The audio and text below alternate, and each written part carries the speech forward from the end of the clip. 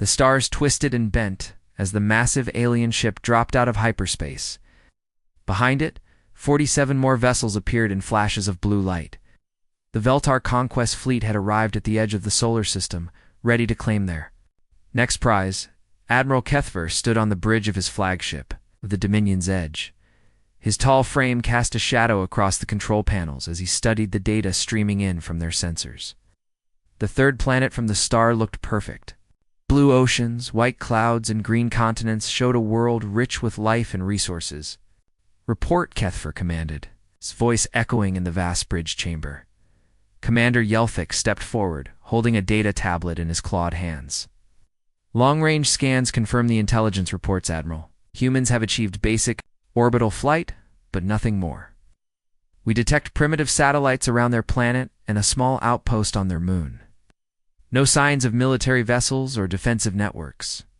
Kethver's mouth curved into what passed for a smile among his species. "Excellent. Another easy conquest for the Empire. How long until we reach optimal attack position?" 17 standard days at current speed, Admiral. The fleet will maintain communication silence as per standard invasion protocol." The Admiral nodded and turned back to the main display screen. Earth hung there like a blue jewel, unaware that death was coming for it. This would be conquest number 48 for Kethver. He had perfected the art of planetary invasion over decades of service to the Veltar Empire. The plan was simple, and had worked on every world they had encountered. First, the fleet would approach slowly and silently. Inhabitants never noticed, until it was too late. An orbital bombardment would destroy any military installations in major cities. Finally, ground troops would land to secure resources and round up survivors for the slave markets. "Begin standard approach pattern," Kethver ordered. "All ships maintain stealth protocols. No active scanning beyond passive sensors."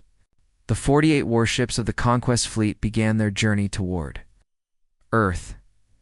Each vessel was a kilometer long and armed with weapons that could crack open moons.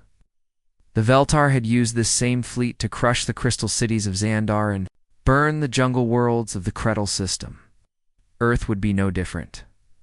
In the depths of space, the alien ships moved like silent predators. Their hulls were dark metal that absorbed light and radar.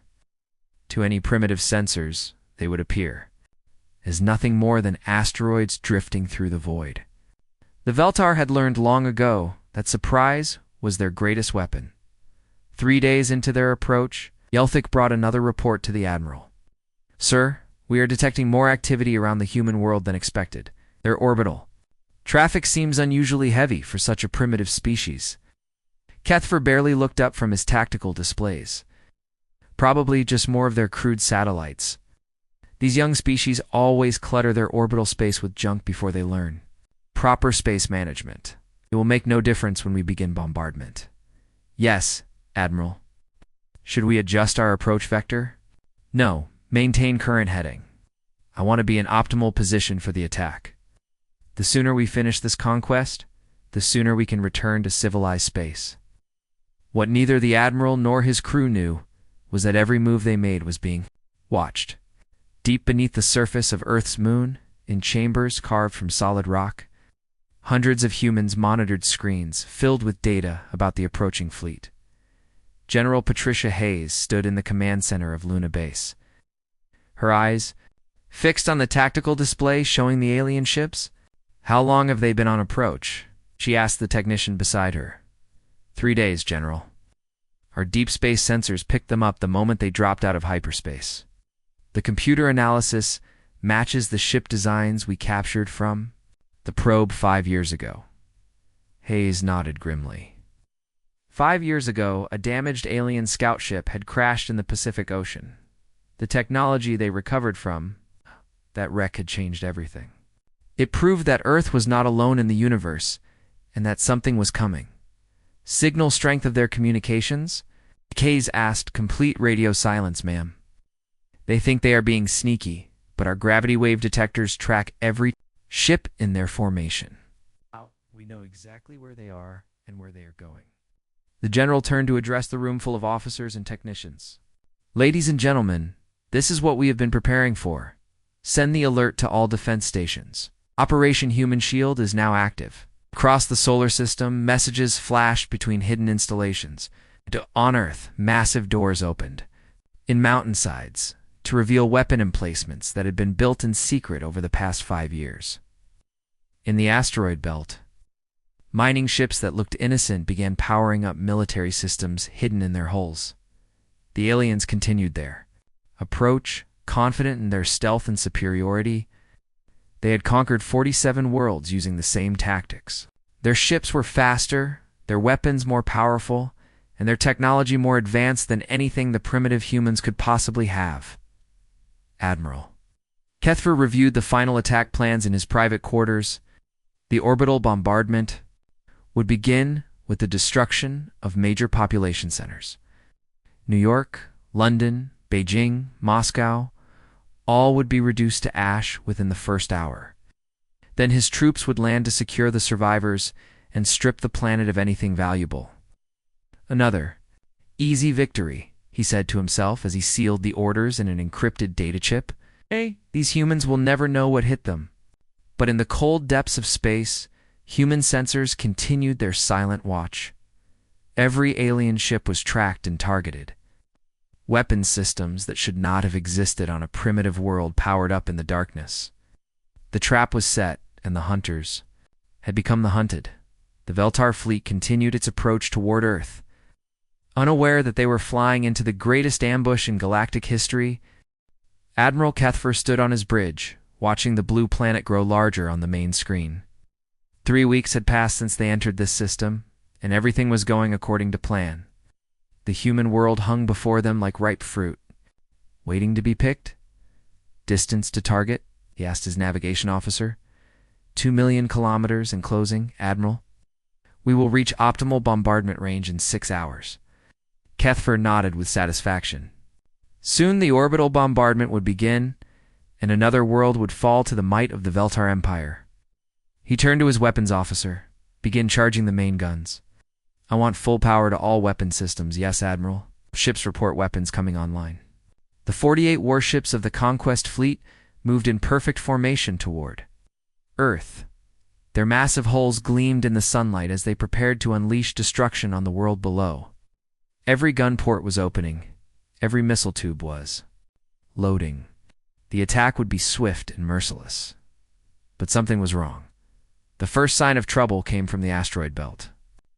Commander Yelthik was monitoring the sensor displays when he noticed unusual readings from what they had marked as mining vessels. Admiral, he called out, his voice tight with concern. The mining ships in the asteroid belt are moving.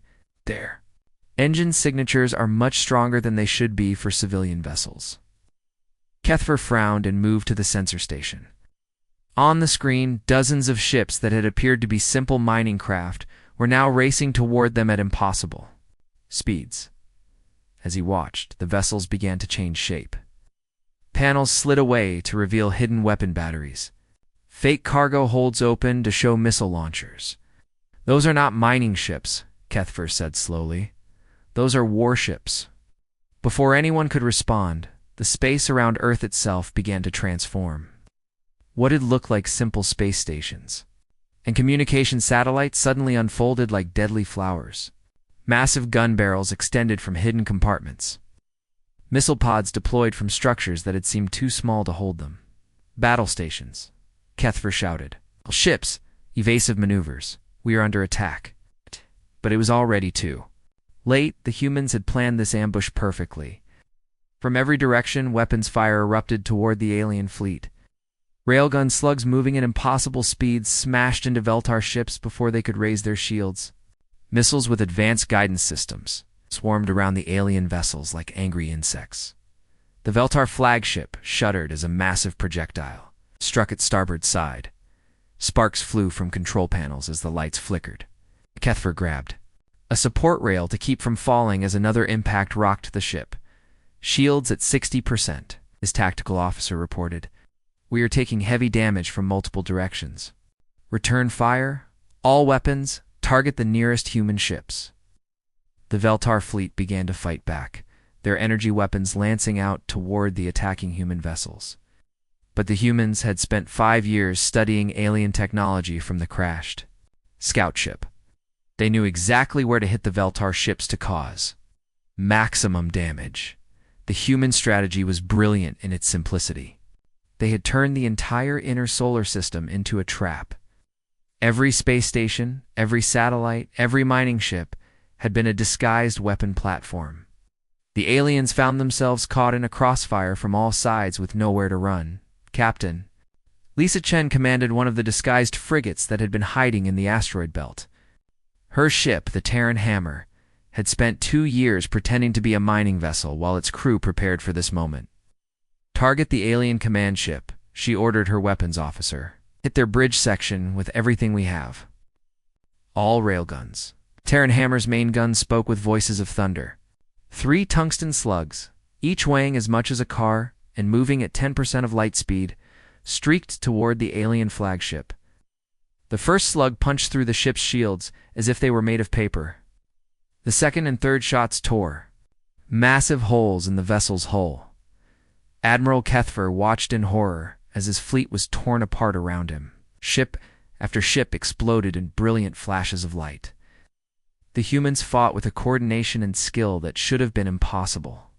For such a primitive species, how are they doing this? He demanded. Their technology should be centuries behind ours. Commander Yelthic looked up from his damaged console, green blood running down his face from a head wound. Admiral, they are using our own weapons against us. Those missiles, those energy signatures, they are based on Veltar technology. Terrible truth began to dawn on Kethfer. The humans had somehow gained access to their technology. They had used it to prepare for this attack. Everything the Veltar thought they knew about this species was wrong. The battle raged for 6 hours. But the outcome was never in doubt. The human ambush was too well planned, too perfectly executed. One by one, the mighty Veltar warships fell, silent and dark. Some tried to escape, but human pursuit ships hunted them down with ruthless efficiency. When the guns finally stopped firing, the space around Earth was filled with the wreckage of the alien fleet. Broken ships drifted in the solar wind, their hulls cracked open like broken eggs. Of the 48 vessels that had come to conquer Earth, only 3 remained intact enough to be captured. Admiral Kethfer found himself a prisoner aboard his own flagship. Now, under human control, human soldiers in strange armor stood guard. While human technicians worked to save the ship's databases, everything had gone wrong. The conquest fleet was destroyed. The Empire's plans were in ruins. And he was alive only because the humans wanted prisoners to question. A human officer approached him. She was small compared to a Veltar warrior, but her eyes held a hardness that made Kethfer step back. "I am General Hayes of the Earth Defense Forces," she said through a translation device.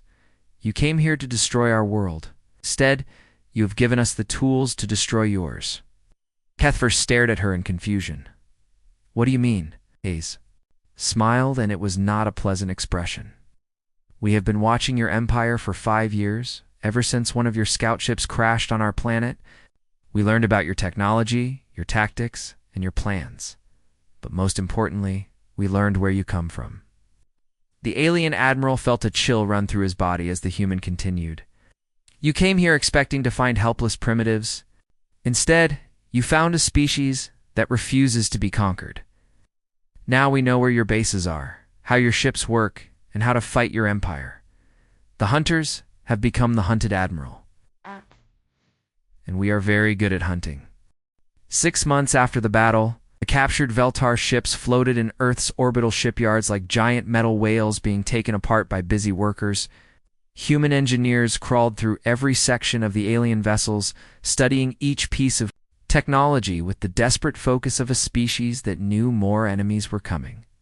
Dr. Sarah Martinez wiped sweat from her forehead as she emerged from the engine room of the captured flagship. Her team had been working around the clock to understand the alien faster-than-light drive. The mathematics were incredibly complex, but human scientists were making progress faster than anyone had expected. "Any luck with the hyperspace generator?" asked Colonel James Murphy, the military liaison assigned to oversee the reverse engineering project. "Oh, we cracked it yesterday," Sarah said with exhaustion in her voice. The basic principles are similar to our theoretical models, but their execution is centuries ahead of ours. Give us another month, and we should have a working prototype. Murphy nodded grimly. Make it 3 weeks. Intelligence suggests the Veltar Empire will notice their missing fleet soon. We need to be ready to take the fight to them before they send reinforcements. In the medical bay of Luna Base, Admiral Kethfer sat in a specially designed chair while human interrogators questioned him. The alien had been cooperative once he realized the hopelessness of his situation. His pride was broken, and he seemed almost eager to share information about his former empire. Tell us about the staging areas, demanded Agent Rebecca Foster, the lead interrogator. Where does your empire prepare its conquest fleets? Kethfer looked at the human woman with what might have been respect in his alien eyes. The nearest forward base is at Kepler 44b, 3 systems away from here. They maintain 60 ships there at all times, ready for rapid deployment to new targets. Foster leaned forward in her chair. How long before they expect your fleet to report back? Standard conquest operations take 6 months from start to finish. We have been gone for 4 months. In 2 more months they will expect a status report. When none comes, they will send a scout ship to investigate. Agent Foster exchanged glances with the other humans in the room. 2 months to prepare for the next wave of attackers. It was not much time, but it might be enough. The alien continued speaking, his voice heavy with defeat. But you do not understand the true scope of what you face. The Veltar Empire controls over 300 star systems. We have conquered 47 species. Your victory here means nothing in the face of such power. We'll see about that, Foster replied. She stood up and prepared to leave. Thank you for your cooperation, Admiral. Your information has been very helpful. After the humans left, Kethfer sat alone in his cell, wondering what terrible mistake his people had made in attacking this small blue world. The humans were not like any species the Empire had encountered before. They learned too quickly, adapted too fast, fought with a viciousness that reminded him of ancient predators. Meanwhile, in the secret laboratories beneath the Swiss Alps, human scientists worked frantically to duplicate alien technology. The breakthrough came when Dr. Chen Wei figured out how to reproduce the alien energy shields. The secret was in the quantum field generators that the Veltar used to bend space around their ships. The power requirements are enormous, Chen explained to the gathered military leaders, but we can build them. Our fusion reactors can provide enough energy, and we already have the materials we need. General Hayes studied the technical specifications on her tablet. How long to outfit a fleet? 6 weeks for the first ship, then faster as we perfect the process. We can have 20 vessels ready in 3 months. We don't have 3 months, Hayes replied. Aliens will send scouts in 2 months. We need to hit their base before they realize what happened here. The decision was made in a closed session of the Earth Defense Council. Humanity would build a strike fleet using combined human and alien technology. Their target would be the Veltar staging area at Kepler 44b. The mission was simple in concept, but nearly impossible to execute. Destroy the alien base before it could warn the Empire about Earth's defenses.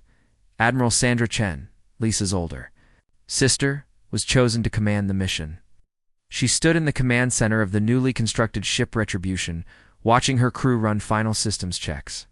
The vessel was a hybrid of human and alien technology, armed with railguns, energy weapons, and missile systems that would have been impossible to build just a year ago. All departments report ready, Admiral, her executive officer announced. Very good. Signal the fleet. We launch in 1 hour.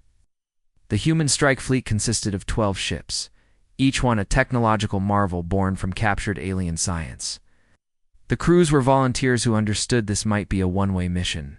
If they failed to destroy the alien base completely, Earth would face retaliation from an entire galactic empire, as the ships prepared for their first hyperspace jump. Admiral Chen addressed her crew over the intercom. Ladies and gentlemen, we are about to make history. 6 months ago, aliens came to destroy our world. Today, we take the fight to them. Our mission is to buy Earth time to prepare its defenses by eliminating the nearest threat to our home. She paused, looking out at the stars through the bridge windows. The aliens think we are primitive. They think we are weak. Today we show them what happens when you threaten humanity. Ow. Ships. Prepare for hyperspace. The fleet vanished into hyperspace, leaving Earth behind as they raced toward their target. In the strange dimension between normal space, the human ships traveled faster than light for the first time in their species' history. They carried with them the hopes and fears of an entire world. At Kepler 4 for 2b. The Veltar base continued its routine operations. Commander Zekthon supervised the loading of supplies onto 3 new conquest fleets. The Empire's expansion continued without pause, just as it had for thousands of years. Soon these ships would depart to claim new worlds for the glory of the Vel Tar. He had no idea that death was coming for him through hyperspace, carried by a species that refused to accept defeat. The predators of Earth were about to show the galaxy what it meant to threaten their home. The human fleet dropped out of hyperspace like sharks smelling blood in the water. 12 ships appeared inside the Kepler 442 system, their hulls gleaming with the deadly beauty of hybrid human-alien technology. Admiral Sandra Chen stood on the bridge of the Retribution, watching the tactical display fill with enemy contacts. Target analysis complete, reported Lieutenant Commander Jackson from the sensor station. 63 Veltar vessels at the base, plus orbital defense platforms. And supply depots? It's exactly as the prisoner described. Chen nodded grimly. The alien base spread across 3 moons of the gas giant, Kepler 4-4b. Massive shipyards constructed new vessels, while supply warehouses held enough weapons and equipment to conquer dozens of worlds. It was the perfect target to cripple Veltar operations in this sector. Communications. Any response from the base? Negative, Admiral. They seemed to be in complete shock. Our appearance inside their defensive perimeter caught them completely off guard. Chen smiled coldly. The humans had learned much from studying Veltar tactics over the past months. The aliens always approached their targets slowly and cautiously. They never expected an enemy to strike directly at the heart of their operations with such speed and precision. All ships. Execute attack pattern Alpha. Target the command structures first, then the shipyards. We want to cause maximum confusion before they can organize a defense. At the Veltar base, Commander Zekthon stared at his displays in disbelief. 12 unknown ships had appeared in the middle of his most secure facility. The vessels were small compared to Veltar warships, but their energy signatures were unlike anything in his databases. Where did they come from? He demanded of his tactical officer. Unknown, Commander? They appeared without warning. Our sensors detected no hyperspace signatures until they were already here. Impossible. No one can jump directly into a defended system without triggering our early warning networks. Before the alien commander could process what was happening, the human attack began. The Retribution opened fire with its main railgun, sending a tungsten slug screaming toward the base's primary command center. The projectile struck with the force of a small nuclear weapon, vaporizing the entire structure in a flash of superheated metal. Across the base, human ships unleashed, carefully coordinated strikes. They had spent weeks studying the layout of Veltar facilities from captured data. Every shot was precisely aimed to cause maximum damage to critical systems. Shipyards exploded in chains of secondary detonations.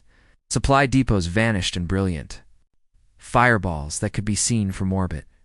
The Veltar ships at the base tried to respond, but they were caught completely unprepared. Most were docked for maintenance or resupply. Their crews scrambled to reach battle stations. While human missiles and energy beams tore through their hulls like paper, Commander Zekthon watched his command crumble around him as human weapons reduced his base to burning wreckage. "Get me a communication channel to any ship that can still fight," he shouted over the alarms. "Sir, the Executioner and the Dark Conquest are still operational. They're trying to break free of the docking clamps. Tell them to ram the enemy ships. If necessary, we cannot let these attackers escape to report our weakness." But the human fleet had no intention of staying long enough for a prolonged battle. Their mission was to strike hard and fast, then disappear before reinforcements could arrive. As the last of the major installations exploded, Admiral Chen gave the order to withdraw. All ships, prepare for hyperspace jump. Mission accomplished. The human fleet vanished as suddenly as they had appeared, leaving behind only burning wreckage and stunned survivors. The great Veltar base at Kepler 44b had been reduced to scrap metal and debris in less than 4 hours. But the victory came with an unexpected discovery. During the attack, the human ships had captured several intact data cores from the alien command centers. As the fleet raced back toward Earth through hyperspace, intelligence officers worked frantically to decode the information. What they found changed everything. "Admiral, you need to see this," called Lieutenant Sarah Kim from the intelligence station. "The data we captured contains detailed maps of the entire Veltar Empire. Star charts, fleet positions, conquered worlds, everything." Chen moved to look at the displays, her face growing pale as she absorbed the scope of what they faced.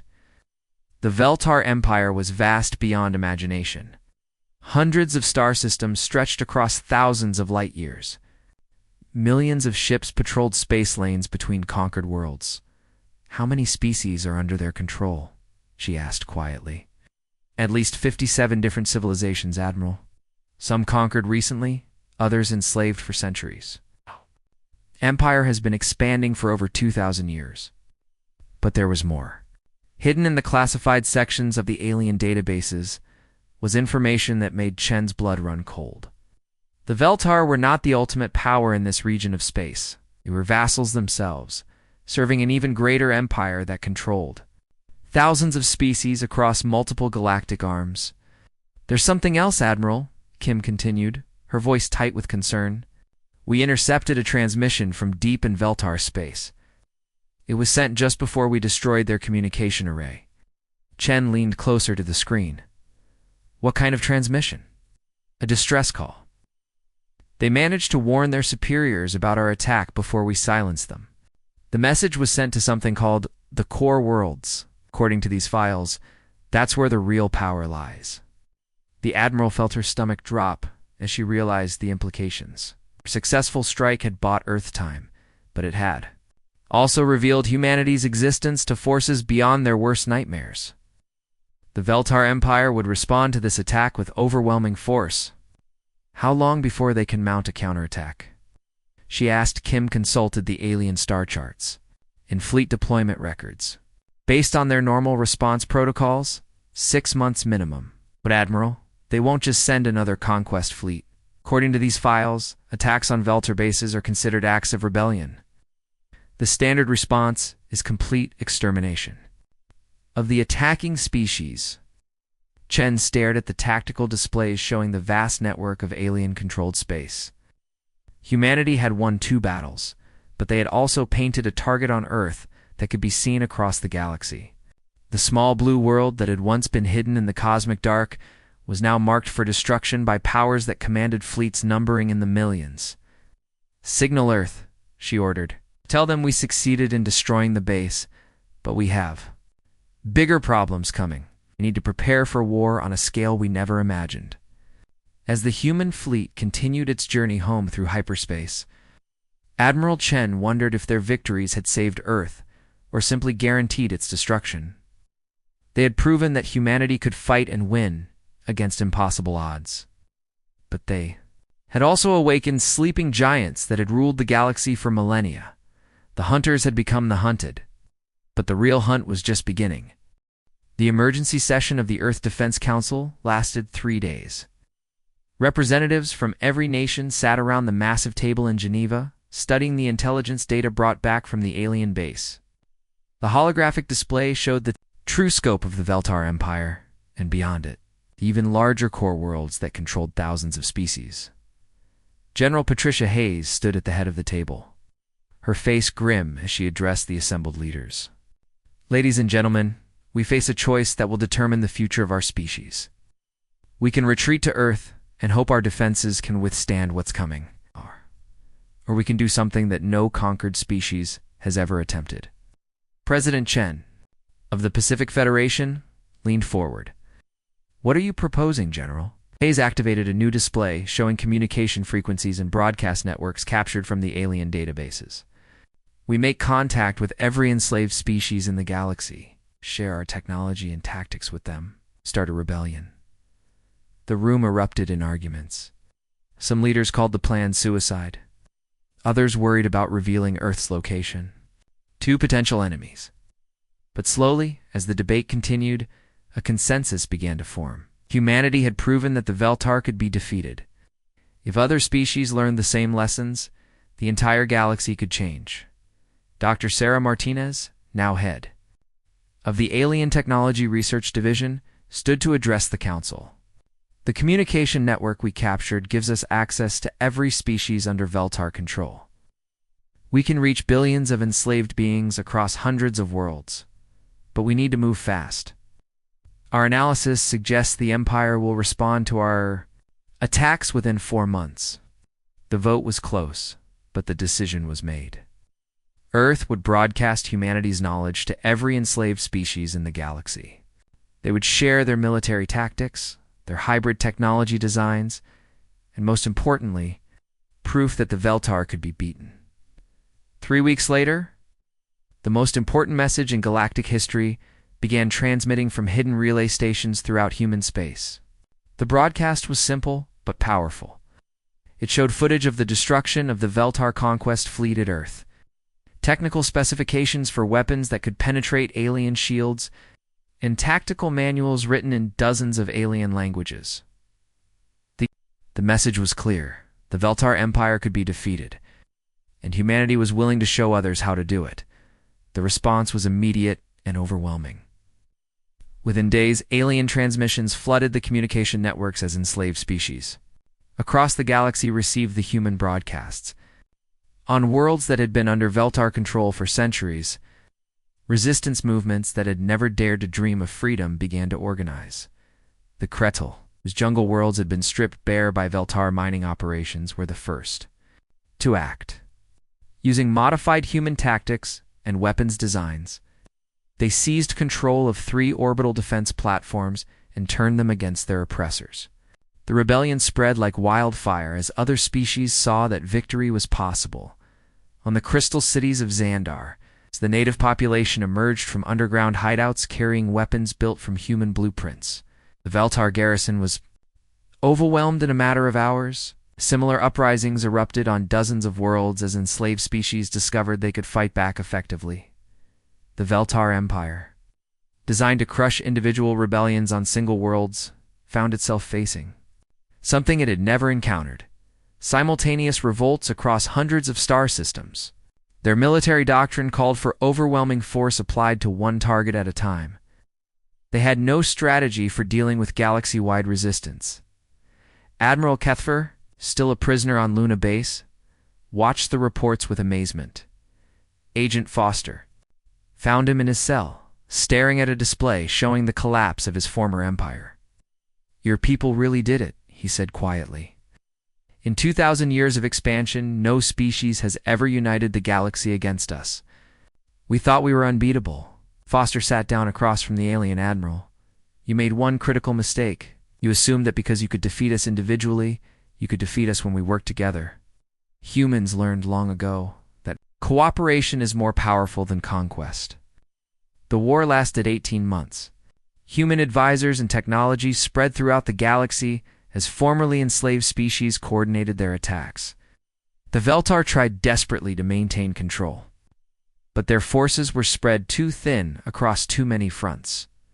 The final blow came when the core worlds themselves came under attack.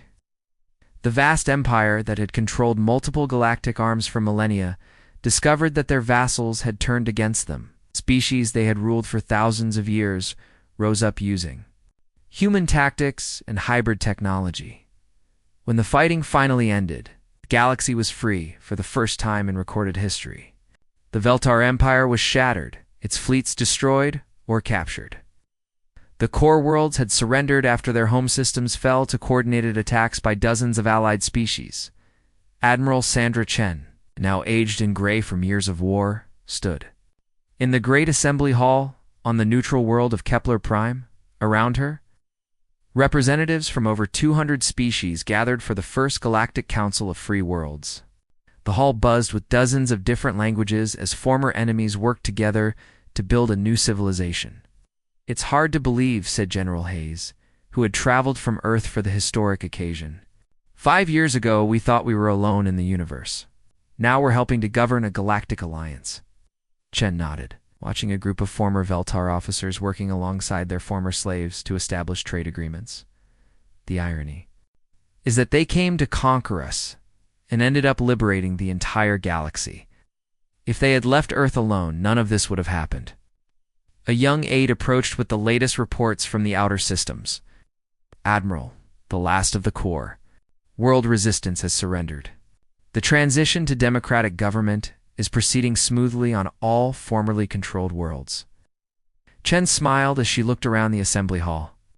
Beings that had been mortal enemies just months ago now debated policy and shared technology freely. The galaxy that had been ruled by fear and conquest for millennia was learning to govern itself through cooperation and mutual respect. What's next for humanity? Hayes asked. Chen considered the question as she watched. A Credal engineer explained atmospheric processing techniques to a group of former Veltar scientists. "We keep doing what we've always done best. We adapt, we learn, and we help others do the same. The galaxy is big enough for all of us to thrive together." As the first session of the Galactic Council began, representatives from across the galaxy stood together to swear an oath that no species would ever again be enslaved or conquered. The age of galactic empires was over. The age of cooperation had begun. And it had all started because a small blue world refused to accept defeat.